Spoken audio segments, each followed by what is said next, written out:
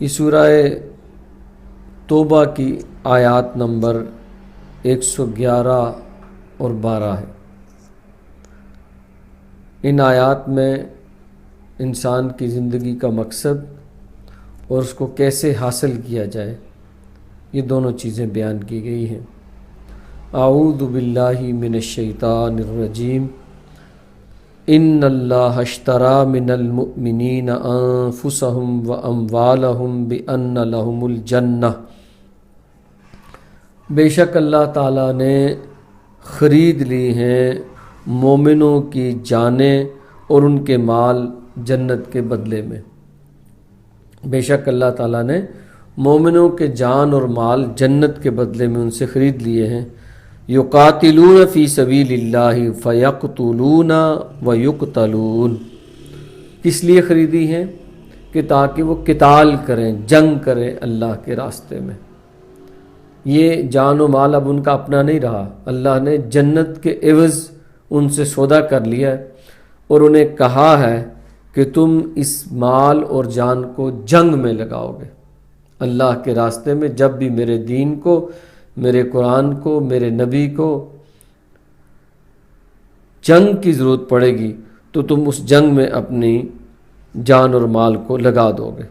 وعدن علیہ حقاً، یہ وعدہ ہے اس کی طرف سے پکا، فی التوراۃ والانجیل والقرآن، اور یہ وعدہ اے مسلمانوں صرف تم سے نہیں کیا گیا، حاملین تورات سے بھی کیا گیا، حاملین انجیل سے بھی کیا گیا، اور اب قرآن مجید میں بھی یہ وعدہ کیا جا رہا ہے۔ وَمَنْ أَوْفَى بِعَهْدِهِ مِنَ اللَّهِ، تو عہد کو پورا کرنے کے حوالے سے اللہ سے زیادہ کون ہے کہ جو اپنے عہد کو پورا کرے؟ یعنی یہ بات کہ جو لوگ اللہ پر ایمان لاتے ہیں ان کی جانیں اور ان کے مال اللہ نے خرید لیے ہیں جنت کے بدلے میں، مال اور جان کے بدلے میں جنت دے گا۔ لیکن اس مال و جان کو کرنا کیا ہے؟ اگر تم نے اللہ کے ہاں بیچ دی ہے تو اس کا کرنا کیا ہے کہ اس کو اللہ کے راستے میں قتال میں لگانا ہے، جنگ میں لگانا ہے۔ اور جنگ میں یہی نہیں ہے کہ تم یہ کہو کہ اللہ کے راستے میں میں نے جنگ لڑی ہے تو میں کامیاب ہی ہو جاؤں گا۔ کامیابی کی دو صورتیں ہیں، یا تو یہ ہے کہ تم غازی بن جاؤ گے، اور دوسری صورت یہ ہے کہ تم اللہ کے راستے میں شہید ہو جاؤ گے۔ تو کہا گیا کہ وہ پھر جنگ کریں گے، کرتے ہیں اللہ کے راستے میں، یقاتلون فی سبیل اللہ فیقتلون، تو قتل کرتے بھی ہیں، ویقتلون، اور قتل ہوتے بھی ہیں۔ وعدن علیہ حقا، یہ وعدہ اللہ کی طرف سے پکا ہے کہ اگر تم اس معاملے میں اپنے جان اور مال لگا دو گے تو اللہ تمہیں جنت دے ہی دے۔ اور یہ وعدہ تورات میں بھی ہے، انجیل میں بھی ہے، قرآن میں بھی ہے۔ ومن اوفی بعہدہ من اللہ، تو اللہ سے کون ہے زیادہ سچا اپنا وعدہ پورے کرنے میں؟ فاستبشروا ببیعکم الذی بایعتم بہ، تو پھر اب خوشیاں مناؤ۔ فاستبشروا، خوشیاں مناؤ، اس پہ تمہارے لیے بشارتیں ہیں کہ تم نے یہ جو سودا اللہ تعالیٰ سے کیا، اللہ نے مانگا ہے، وہ تو یک طرفہ بات تھی، اگر تم نے بھی قبول کر لیا تو پھر یہ بڑی خوشی کی بات ہے۔ مسئلہ یہ یہاں پہ کہ ایک تو اللہ ہے جو انسان سے اس کی جان اور مال جنت کے بدلے میں مانگ رہا ہے، یہاں اور بھی ہیں جو انسان کی جان و مال کا سودا کرتے ہیں اور کہتے ہیں کہ اللہ کا جو وعدہ ہے وہ تو ادھار ہے، دنیا کے بعد ملے گا، ہمارا جو سودا ہے وہ نقد ہے، یہاں دنیا میں محنت کر لو تمہیں مل جائے گا، کیریئر میں محنت کر لو مل جائے گا، ہمارے راستے میں محنت کر لو مل جائے گا، اور جو کچھ ہم وعدہ کریں گے وہ دنیا میں ہی ملے گا، دکان میں، کاروبار میں تمہیں سامنے نظر آ جائے گا۔ لیکن اللہ کے ساتھ جو وعدہ ہے وہ ادھار ہے، کل ہے، جنت کا وعدہ۔ اب جنت کس نے دیکھی؟ اس کا معاملہ یہ ہے کہ انسانیت کی جو زیادہ اکثریت ہے، 90% یا اس سے زیادہ، وہ اللہ کے اس وعدے پہ یقین نہیں کرتے، وہ دوسرے خریداروں کو اپنی زندگی، اپنا جان اور مال بیچ دیتے ہیں۔ اللہ کے اس وعدے پہ یقین کرنے والے کم لوگ ہیں۔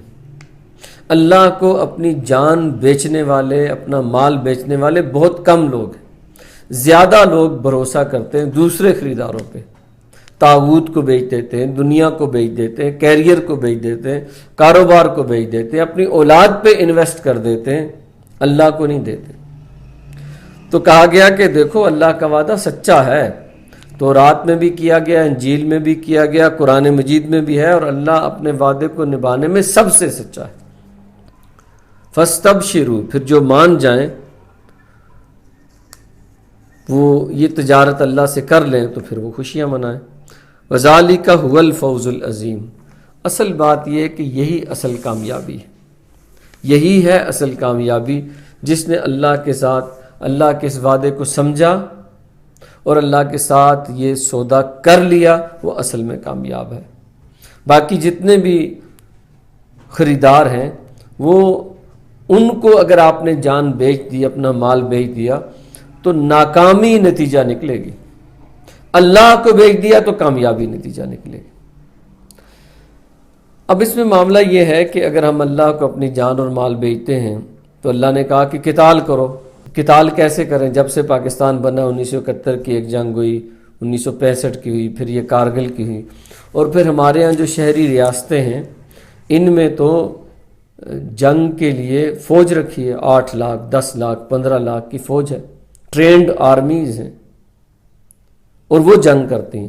ہم کیسے جنگ کریں گے؟ تو بھائی بات یہ ہے،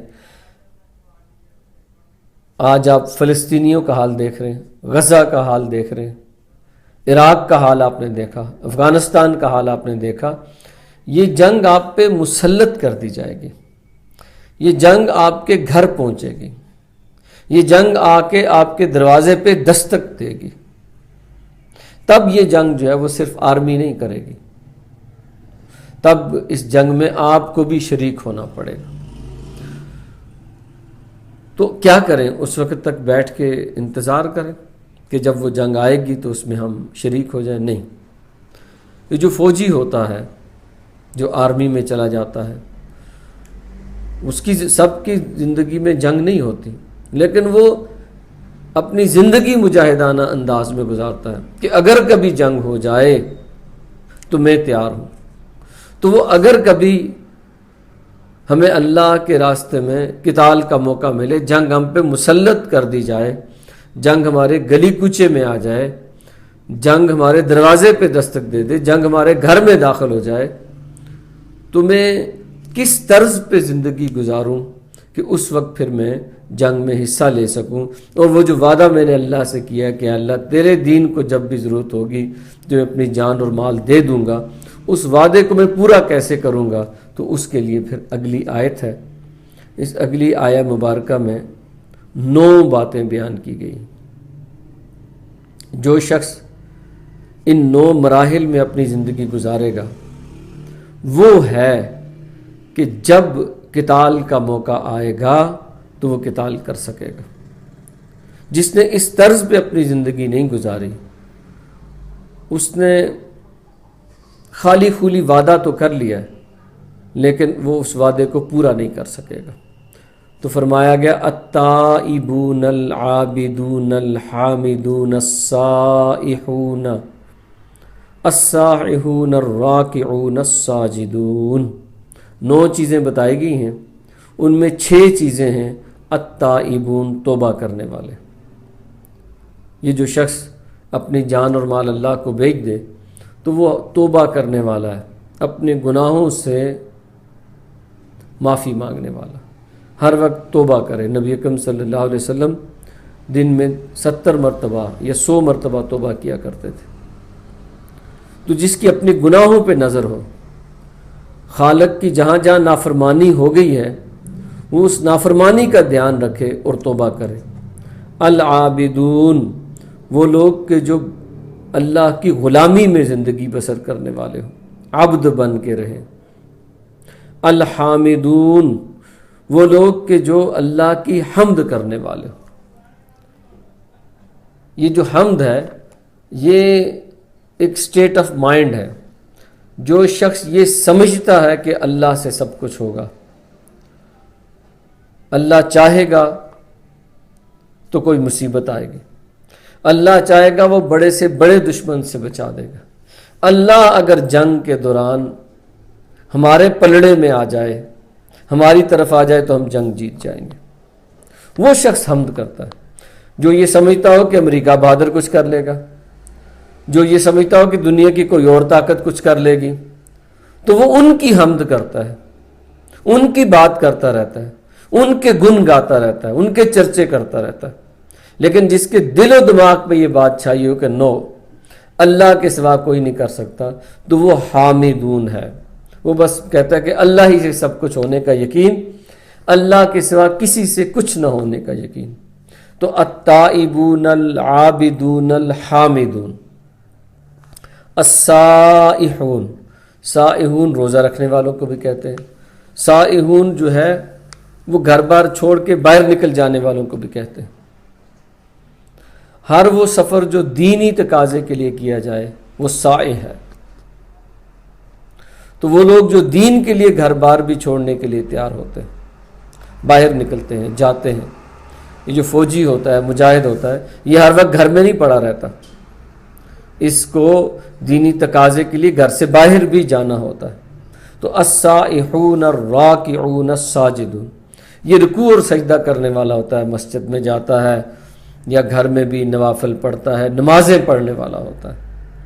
تو پہلے عابدون آیا تھا، اس میں بھی نماز کی بات ہے، عبادت کرنا، لیکن وہ اصل میں بندگی کرنا، غلام بن کے رہنا۔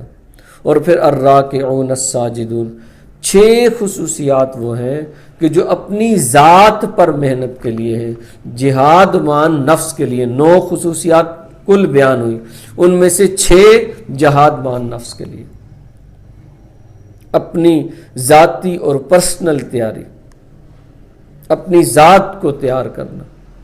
پھر فرمایا کہ جو شخص جو ہے ان کاموں میں اپنے آپ کو لگا دے تو ساتھ کیا کرے پھر؟ الآمرون بالمعروف والناہون عن المنکر۔ پھر آگے بڑھ کے پہلی بات یہ ہے کہ وہ امر بالمعروف کرے اور نہی عن المنکر کرے، نیکی کا حکم دے اور برائی سے منع کرے۔ دعوت و تبلیغ کے کام سے یہ جہاد شروع ہوگا، لوگوں کو بتائے کہ اللہ کی مرضی کیا ہے، یہ قرآن مجید جو ہے یہ لوگوں کے سامنے لے جائے، اس کے حقوق کو ادا کرے، اس پہ ایمان لائے، پھر اس کو پڑھے، پھر اس کو سمجھے، پھر اس پر عمل کرے، پھر اس کے پیغام کو لے کے دوسروں تک پہنچے۔ تو امر بالمعروف اور نہی عن المنکر کرنے والے، 2 باتیں یہ آگے۔ یہ جہاد باللسان کا درجہ ہے۔ پہلا تھا جہاد مان نفس، اس میں 6 باتیں تھیں۔ جہاد باللسان، اس میں 2 باتیں ہیں۔ وہ کیا ہے کہ الآمرون بالمعروف والناہون عن المنکر، اور پھر والحافظون لحدود اللہ، تیسرے درجے کا جہاد، جہاد بالید۔ جیسے نبی اکرم صلی اللہ علیہ وسلم نے فرمایا کہ من رأى منکم منکرا، تم میں سے کوئی جب برائی کو دیکھے، فلیغیرہ بیدہ، اسے چاہیے کہ اسے ہاتھ سے روکے۔ تو اللہ کی حدود کی حفاظت کرنے والے، اللہ کے حدود کیا ہیں؟ اللہ تعالیٰ نے ہر چیز کی حد مقرر کی ہوئی ہے، اس کی شریعت کی حدیں ہیں، اس کے عدل کے تقاضوں کی حدیں ہیں۔ تو وہ لوگ کہ جو اللہ کی حدود کی حفاظت کرنے والے ہوں، جہاں کہیں اللہ کی حد ٹوٹتی ہو وہاں جا کے کھڑے ہونے والے، آنکھوں میں آنکھیں ڈال کے بات کرنے والے۔ کچھ لوگ ہوتے ہیں کہ دعوت و تبلیغ بھی کر لیں گے، ذاتی سارا معاملہ بھی کر لیں گے، لیکن دیکھیں گے جب کوئی ظالم کہیں ظلم کر رہا ہے تو کنی کترا کے نکل جائیں گے، بغلی گلی سے باہر ہو جائیں گے، بھئی اس سے تو ہم نہیں کر سکتے۔ نہیں، جو ٹاپ موسٹ 9ویں بات ہے وہ کیا ہے کہ والحافظون لحدود اللہ، اللہ کی حدوں کی حفاظت کرنے والے، کھڑے ہو جانے والے۔ یہ بات نہیں ہونے دوں گا۔ حضرت ابوبکر صدیق کے دور میں کچھ لوگوں نے زکوٰۃ دینے سے انکار کر دیا، تو آپ نے کہا کہ یہ کیسے ہو سکتا ہے کہ دین میں تبدیلی کی جائے اور ابھی میں زندہ ہوں۔ جو شخص نبی اکرم صلی اللہ علیہ وسلم کے دور میں اونٹ دیتا تھا، 7 اونٹ باندھنے کی رسی دیتا تھا زکوٰۃ میں، آج اگر وہ صرف اونٹ دے اور رسی دینے سے انکار کر دے، میں اس سے بھی جنگ کروں گا۔ اللہ کی حدوں کی حفاظت کرنے والا۔ وبشر المؤمنین، ایسے مومنوں کے لیے پھر اللہ کی طرف سے بشارت ہے، کس کی؟ اس جنت کی، بِأَنَّ لَهُمُ الْجَنَّةَ، کہ بالکل ٹھیک تم نے سودا کیا اور تم اس پہ واقعی چلے، تم ان 9 باتوں میں سے ہو کے چلے، 6 باتیں اپنی ذات کے لیے، 2 جہاد باللسان کے لیے، اور آخری بات جہاد بالید، ہاتھ سے روکنے والا۔ اور پھر جب یہ ہے کہ کوئی دشمن آ جائے تو ٹھیک ہے، پھر قتال فی سبیل اللہ۔ اس طرز پہ اگر زندگی گزاری ہے، ان 9 مراحل سے زندگی گزر رہی ہے، تو بھائی اس کا مطلب ہے کہ وہ جو وعدہ تم نے اللہ سے کیا تھا کہ میں اپنی جان اور مال اللہ کو دیتا ہوں اور میں اللہ کے راستے میں قتال کرنے کے لیے تیار ہوں، اگر ان خصوصیات کے ساتھ زندگی گزاری ہے تو بالکل تم قتال کے موقع پہ قتال کرو گے انشاءاللہ۔ لیکن اگر زندگی اس طرز پہ ان 9 مراحل میں سے گزر کے نہیں جا رہی تو پھر جب قتال کا موقع آئے گا تو تم بھاگ جاؤ گے۔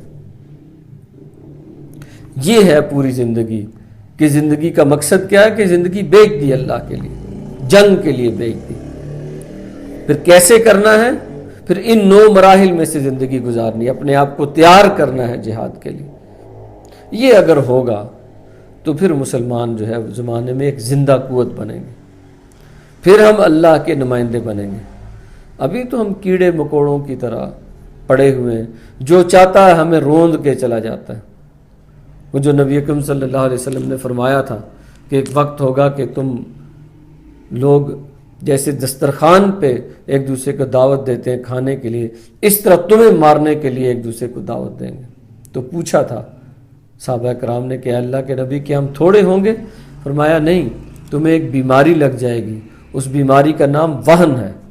تو پوچھا کہ مل وہن یا رسول اللہ، اے اللہ کے رسول وہن کیا ہے؟ تو ارشاد فرمایا حب الدنیا و کراہیت الموت، کہ تم نے اپنی زندگی اللہ کو نہیں بیچی، تم نے دنیا کو اپنی زندگی بیچی ہوگی، تمہیں دنیا پسند ہوگی، تم نے سارا انویسٹمنٹ ساری یہاں کی ہوئی ہے، تم نے اپنا کیریئر یہاں بنایا ہوا ہے۔ وہ جو سورہ توبہ کی آیت نمبر 24 ہے کہ تم نے مال بنایا ہوا ہے، تم نے کاروبار اسٹیبلش کیا ہوا ہے، تم نے بہت ہی زبردست قسم کی کوٹھی بنائی ہوئی ہے، تو تم کب جو ہے اللہ کے راستے میں قتال کر سکتے ہو؟ تم تو نہیں کرو گے۔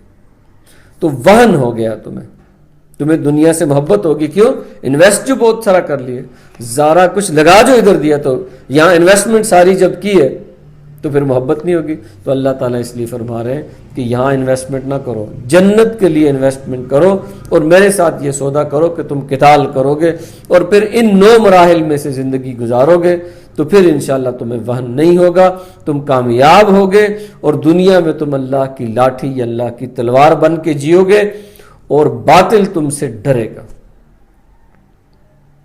اللہ سے دعا ہے کہ وہ ہمیں سمجھنے اور عمل کرنے کی توفیق عطا فرمائے۔ جزاک اللہ۔